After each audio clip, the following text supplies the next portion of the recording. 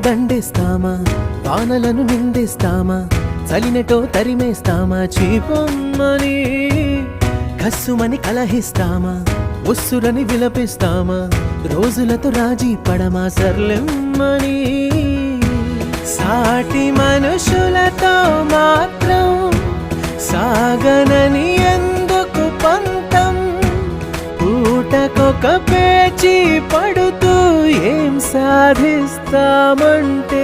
ఏం చెబుతా ఎక్కిళ్ళే పెట్టి ఏడుస్తుంటే కష్టం పోతుందా కదా